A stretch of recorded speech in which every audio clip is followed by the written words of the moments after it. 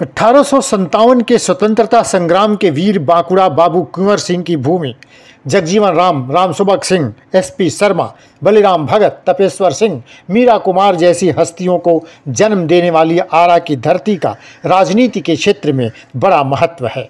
नेहरू, इंदिरा गांधी, राजीव गांधी से लेकर अटल बिहारी वाजपेयी और मनमोहन सिंह के नेतृत्व में बनी सरकारों में यहाँ के नेताओं की भागीदारी हमेशा ही खास रही है। यहाँ इस बार भी मुकाबला दिलचस्प होने वाला है। आरा लोकसभा क्षेत्र वर्ष 1977 में अस्तित्व में आया। हालांकि इसका इतिहास वर्ष 1952 से शुरू होता है। तब यह शाहाबाद संसदीय क्षेत्र के नाम से जाना जाता था। आरा संसदीय क्षेत्र में कुल 7 विधानसभा क्षेत्र हैं: आरा, बड़हरा, संदेश, अगियाँव, तरारी, जगदीशपुर और शाहपुर। 2014 के चुनाव में गठबंधन की राजनीति की वजह से 23 साल बाद यहाँ से भाजपा के टिकट पर किसी को चुनाव लड़ने का मौका मिला था। इसके पहले तो आरा कभी कांग्रेस तो कभी समाजवादियों का किला माना जाता रहा। आपातकाल से पहले आरा संसदीय सीट पर कांग्रेस का दबदबा रहा। बलिराम भगत कांग्रेस के टिकट पर लगातार 5 बार संसद पहुंचे। 1977 में इमरजेंसी को लेकर जनता इंदिरा गांधी से नाराज थी। इसके चलते 1977 में बलिराम भगत को हार का सामना करना पड़ा। 1984 में इंदिरा गांधी की हत्या की सहानुभूति लहर में बलिराम भगत को एक बार फिर जीत मिल गई, लेकिन 1989 में बलिराम भगत को फिर से हार का सामना करना पड़ा। वर्तमान समय में ब्यूरोक्रेट्स की दुनिया में जीवन का महत्वपूर्ण समय बिताने के बाद राजनीति में आए पूर्व केंद्रीय गृह सचिव एवं मौजूदा केंद्रीय ऊर्जा राज्य मंत्री राजकुमार सिंह सांसद हैं। एक प्रचलित कहावत है, आरा जिला उखाड़ देला किला। सामाजिक हलकों में इस कहावत का अक्सर उपयोग किया जाता है, लेकिन संसदीय राजनीति में यह कहावत बिल्कुल उलट साबित हुई है। वर्ष 1952 से 2014 तक 16 बार लोकसभा चुनाव में आरा सीट पर राजनीतिक दलों की पहली पसंद बाहरी प्रत्याशी ही रहे हैं। इनमें 14 बार बाहरी प्रत्याशियों ने आरा सीट को जीता है। स्थानीय प्रत्याशी महज 2 बार 1998 में हरिद्वार प्रसाद सिंह समता पार्टी से और 2004 में जदयू की मीना सिंह ही संसद पहुंचकर आरा का किला बचा सकी थी। मौजूदा सांसद आर.के. सिंह भी सुपौल जिले के मूल निवासी हैं। आर.के. सिंह दूसरी बार आरा से चुनाव जीतकर संसद पहुंचे हैं। आरा लोकसभा सीट पर जनता की समस्याएं और मुद्दे कभी भी चुनाव के मुद्दे नहीं बने। हर बार जातीय समीकरण के आधार पर चुनाव जीते गए हैं। इसके साथ ही एक और ख़ास बात है कि आरा वो इलाका है जहां नक्सल आंदोलन बहुत ही प्रभावित रहा है। इस वजह से CPI-ML की भी यहां मजबूत जमीन रही है। तो 2024 के चुनाव में आरा संसदीय सीट पर लड़ाई दिलचस्प होने वाली है। इस समय भाजपा नेता एवं केंद्रीय मंत्री आर.के. सिंह आरा के सांसद हैं। पिछले चुनाव में राजू यादव विपक्ष के साझा उम्मीदवार थे और उम्मीद की जा सकती है कि इस बार भी महागठबंधन के उम्मीदवार CPI-ML के राजू यादव ही होंगे। राजनीति और सहकारिता क्षेत्र के बेताज बादशाह कहे जाने वाले स्वर्गीय तपेश्वर सिंह की बहू निवर्तमान सांसद मीना सिंह जदयू छोड़कर हाल ही में भाजपा में शामिल हुई हैं। जाहिर है आरा सीट पर उनकी भी दावेदारी रहेगी, लेकिन मीना सिंह का पहलवानों के साथ यौन शोषण के आरोपी बृजभूषण शरण सिंह से रिश्तेदारी उनके राह में रोड़े डाल सकते हैं।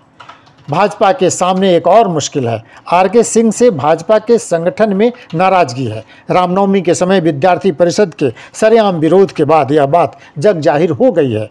उधर पूर्व विधायक सुनील पांडे भी आर.के. सिंह का इस बार विरोध कर सकते हैं, लेकिन मुश्किल है कि आरा के अधिकांश वोटर आर.के. सिंह को पसंद करते हैं। दूसरी मुश्किल यह है कि आरा से भोजपुरी फिल्मों के सुपरस्टार पवन सिंह, जिन्हें पावर स्टार भी कहा जाता है, ने भी भाजपा के इस सीट पर दावा ठोका है।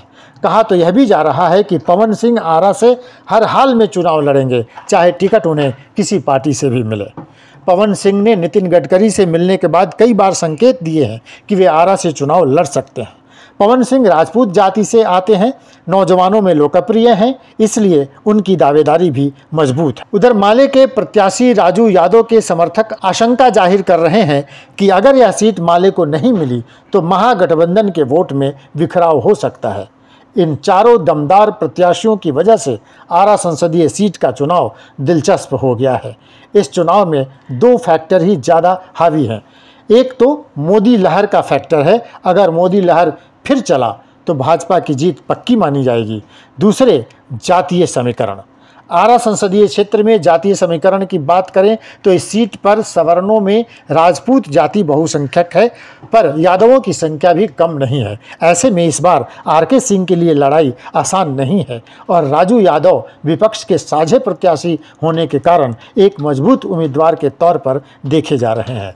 गौरतलब है कि भाकपा माले के उम्मीदवार राजू यादव के लिए राजद ने अपनी यह सीट छोड़ी थी। बाकी चुनाव में स्थानीय मुद्दे तो कई हैं, जिसमें सड़क, बिजली, सिंचाई, रेलवे और शिक्षा आधारित समस्याएं शामिल हैं, पर मुद्दों की बात चुनाव में गौण है। जातीय समीकरण सब पर भारी है। सभी प्रत्याशियों और उनके समर्थक मतदाताओं के बीच अपने अपने तरीके से तर्क दे रहे हैं। कहना नहीं होगा कि महागठबंधन अगर चुनाव तक कायम रहा तो आरा सीट पर भी सीधी लड़ाई भाजपा और महागठबंधन के बीच होनी है। आंकड़ों की बात करें तो आरा संसदीय क्षेत्र में 17,94,364 वोटर्स हैं, जिसमें राजपूत मतदाता 3.5 लाख के करीब हैं, तो यादव भी 3 से 3.5 लाख के आसपास हैं।